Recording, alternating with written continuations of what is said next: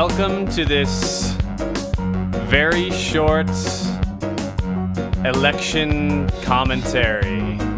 Special edition of the Short and Sweet podcast. This is going to be short, but I wanted to do it anyway. So thanks for tuning in. Arkadaşım Atilgan burada Türkiye'den bana izliyor. I'm trying to speak Turkish, but I kind of suck. So this is short, and in my podcast, I don't really talk about politics very much. So it's also kind of rare that I'm gonna give any kind of political commentary. But I just wanted to, because I'm probably gonna. This is kind of important for my friends too, because basically right after it was clear that Trump was gonna win the election. Merhaba arkadaşım. I changed my profile picture to a picture of me, like with a "Make America Great Again" hat photoshopped on me and Thug Life glasses. So that might make people think I'm a Trump supporter as a Canadian, but I'm not actually, because I think he's a bad candidate, which I'll get into. But I just wanted to, I'm really happy today. I'm honestly pretty much giddy because I've gotten to watch all these people just have a fit on social media, and it's just glorious.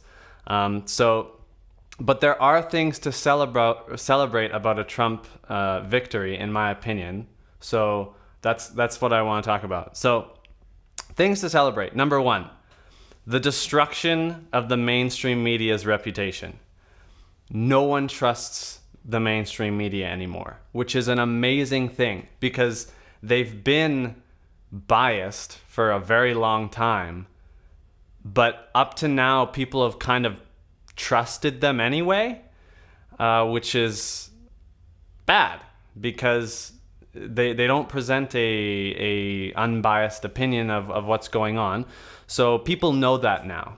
People know that you can't really trust CNN, you can't trust MSNBC, and even though the candidate that's elected is not a good candidate, I think we can all rejoice in the fact that a media that is completely corrupt. I mean, the WikiLeaks emails, Clinton's emails revealed that there was collaboration between members of the media and between the Democratic Party to get Hillary elected, okay? So that's a terrible thing. Whether or not you're a Democrat or a Republican, that should not happen.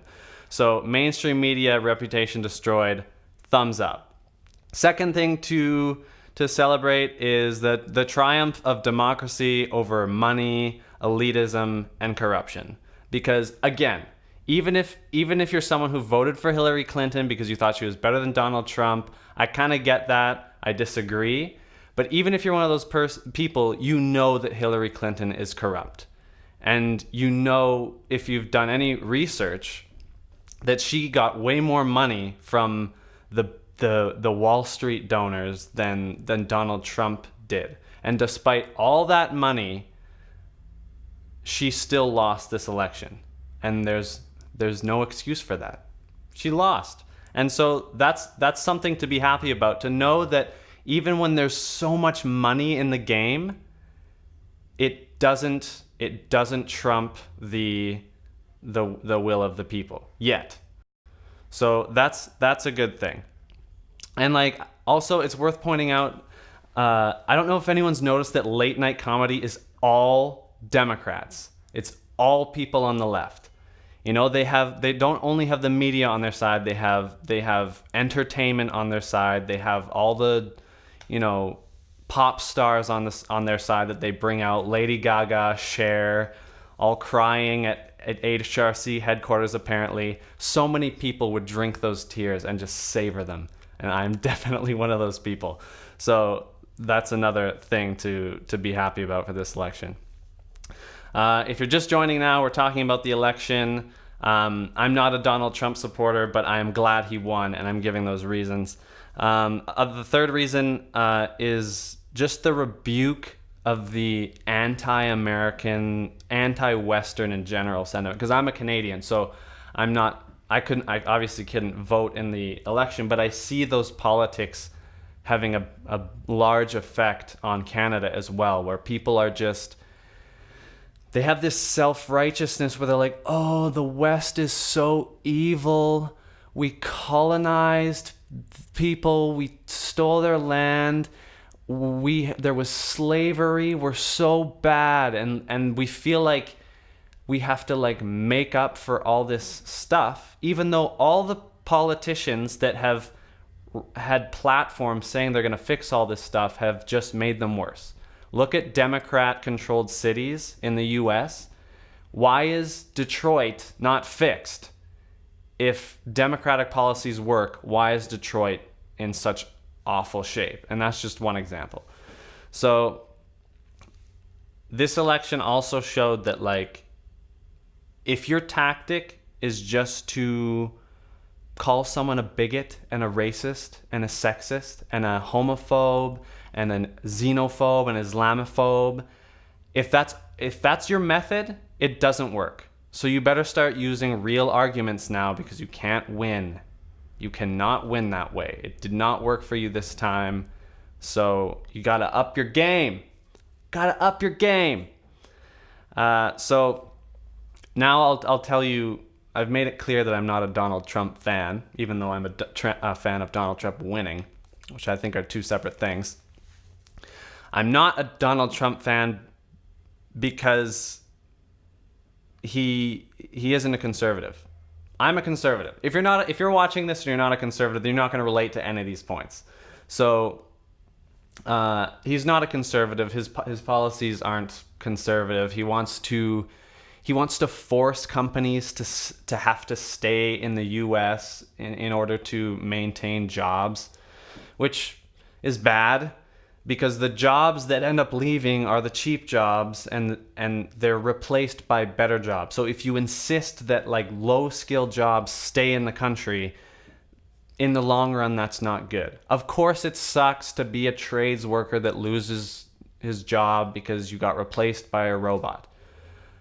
I'm working a job right now that honestly should be replaced by a robot. I'm able to see that. I should be replaced by a robot. And when I am, that'll be good for my country. It will be bad for me, but at least I'm able to realize that the fact that all I do is enter in data that should be entered by a computer, that should not be done by me. That should be done by a computer.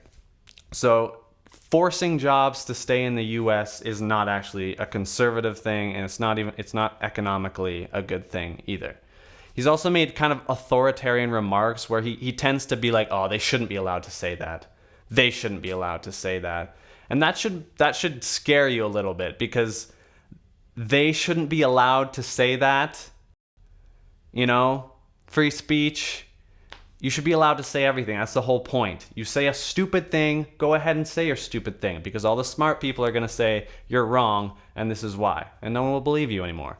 So that's why free speech is important. And Donald Trump's made some anti-free speech remarks, which are not good. He's also socially not conservative. He's taken a pro-life stance for the election, but there's no evidence that there is evidence that he was pro-choice before, and now he's pro-life. So, you know, if you want to be wishfully thinking that he's pro-life, that's okay. Maybe he had a change of heart. It's possible.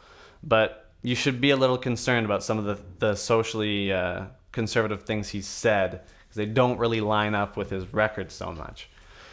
So that's why I think Donald Trump isn't actually a good candidate, even though I think he's a better candidate than Hillary Clinton. So from here, what could happen? My foresight is very, very limited. I watch really smart commentators, but I'm not one. So mostly I feed off of them, and I have pretty limited insight of my own. But this is the way I see it. Donald Trump could end up being an awful, awful president that continues to just polarize people and alienate like all the base and all these different minorities and stuff, and just continue to be a buffoon. It could happen. And then in that case, he would be so detested by 2020 that people would be willing to run any candidate against him. And they could run someone as wildly left as they wanted, and that person would win just because there would be so much DT hatred in the game. So that's a bad thing if you're a conservative, because it means that, like, basically it might have even been better if Donald Trump lost, and then we could have elected a better conservative candidate in 2020 if that happens. So I hope that doesn't happen. Another thing that could happen is that he's held to account by all the people behind him. You know, he ends up being kind of like Mike Pence-ish, and if conservatives make enough noise to hold him to the platform he ran on, then he could end up being a decent president. Maybe not a good one, but he could be a decent president, and that would be better in the long run. I think it's unlikely he gets reelected, but I'm basically only regurgitating what I've heard from people that are smarter than me. Maybe he could. He's surprised us thus far by not only becoming the Republican nominee, but by winning the presidency. So you never know what to expect from Donald Trump. There's a few criticisms of him that I find ridiculous. Like, I've laid out the ones that I think are good criticisms, but people are like so mad at him for getting along with Putin, and it's just like, is it because you hate diplomacy or something? Or like, we have this idea of Russia that, like, they're so evil that we should always be on bad terms with them? Like, that makes no sense to me. I don't see people getting mad at Obama. Well, conservatives do, I guess. But generally, people are okay that Obama warms up to Iran and, like, gives them his nuclear deal. And no one's saying, why are you so tight with Iran? They kill Christians. They fund terrorism, you know? So just the fact that Donald Trump isn't at enmity with Putin and people are really upset about that is not really a valid criticism to me. Another one that people often just spit out is that, oh, Donald Trump's going to start a war. Why? Why do you think he's going to start a war? Because he's bombastic? You think that the fact that Donald Trump has a harsh personality is going to itself start a war? Like, he's going to insult some Saudi leader or something, and Saudi Arabia is just going to be like, we're going to war against the states because Donald Trump is a jerk. It doesn't work that way. I don't see any evidence that war is more likely with a Donald Trump presidency. So we'll see how things go. This podcast ended up being longer than I thought it would, which doesn't surprise me, I guess, because I tend to take longer to say things than I expect I would. But I appreciate everyone who's watching. If you just tuned in now, you should rewatch, because it was just some post-election commentary. And I'm going to put it on YouTube. It's going to be on SoundCloud. You should follow me on Periscope, because I do a podcast every week. You can tweet me at dshortenmusic, and we'll be friends. So thanks for tuning in, and catch you Monday probably will be the next podcast. Have a good one.